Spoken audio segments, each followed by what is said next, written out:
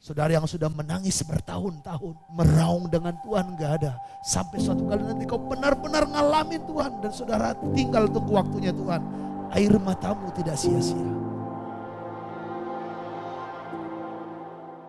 Ada banyak orang ketika ada masalah yang dia salah-salahkan Tuhan. Tuhan, kenapa engkau setega ini? Padahal Tuhan itu gak pernah salah. Ketika dia sakit, dia bilang, Tuhan kenapa kau berikan aku sakit penyakit?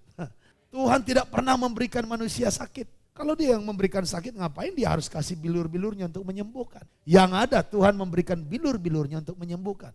Kalau kita sudah ada di dalam Kristus masih terjadi masalah, berarti Tuhan sengaja izinkan untuk membentuk iman. Hana bisa membalikkan keadaannya. Yang tadinya mandul, tapi akhirnya punya anak banyak. Gimana ceritanya? Wah, ceritanya gak berubah simsalabim dalam 1 bulan. Ada proses waktu yang panjang. Sampai akhirnya Hana nanti benar-benar menyerah total dengan Tuhan. Hana itu berdoa sampai sudah gak bisa lagi keluar suara.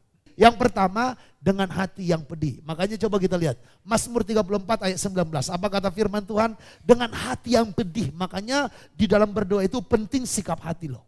Jadi untuk membalikkan keadaan gak cukup doa yang biasa. Tapi doa dengan hati yang hancur. Makanya saat ini kalau kamu punya masalah, entahkah karena keluarga, entahkah pelayanan, entahkah keuangan, entah apapun itu, bawa dalam doa kepada Tuhan dengan sikap hati yang hancur, yang remuk.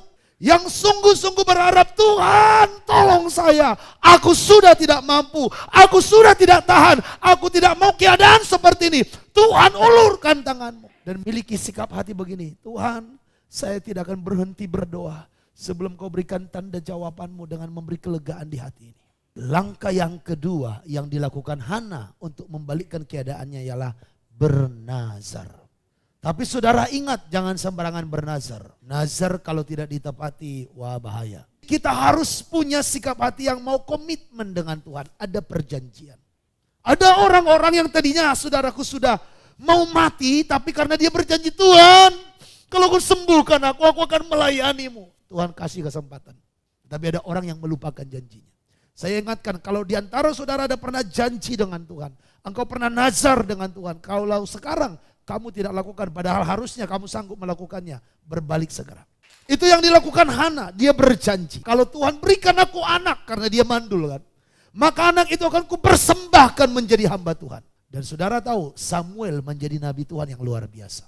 Samuel yang dipakai Tuhan mengurapi raja-raja di Israel. Sesuatu yang lahir dari sakit, dari menderita, dengan air mata. Kalau itu sudah waktunya Tuhan diberikan jawaban buat saudara, itu akan menjadi sesuatu yang luar biasa. Saudara yang sudah menangis bertahun-tahun, meraung dengan Tuhan gak ada. Sampai suatu kali nanti kau benar-benar ngalamin Tuhan. Dan saudara tinggal tunggu waktunya Tuhan. Air matamu tidak sia-sia. Tangisannya Hana bertahun-tahun ketika dia menangis di kaki Tuhan tidak sia-sia. Ada puncaknya, Tuhan mendengarkan doanya. Saudaraku, di ayatnya yang ke-12, ketika perempuan itu terus-menerus berdoa. Yang ketiga, untuk membalikkan keadaan terus-menerus. Ada orang hanya menangis sekali. Hari ini dia menangis, habis itu dia nggak tahu kemana. Tapi Hana terus-menerus berdoa. Yang dicatatkan memang di sini hanya di kisah ini, tapi saya yakin seterusnya pun dia terus berdoa. Terbukti dari tahun ke tahun dia ikuti suaminya untuk beribadah. Jadi Hana ini untuk membalikkan keadaannya, dia tidak berhenti hanya 1 kali berdoa. Dia tidak berhenti hanya 2 kali berdoa, tapi Alkitab berkata terus menerus. Dan kalimat ini Yesus pernah ucapkan kepada murid-muridnya, berdoalah dengan tidak cemu-cemu. Tuhan tidak akan menunda waktunya. Kalau engkau datang siang dan malam, berseru berdoa kepada Tuhan, dia tidak akan berlama-lama lagi. Dia akan membuktikan bahwa firman-Nya ya dan amin.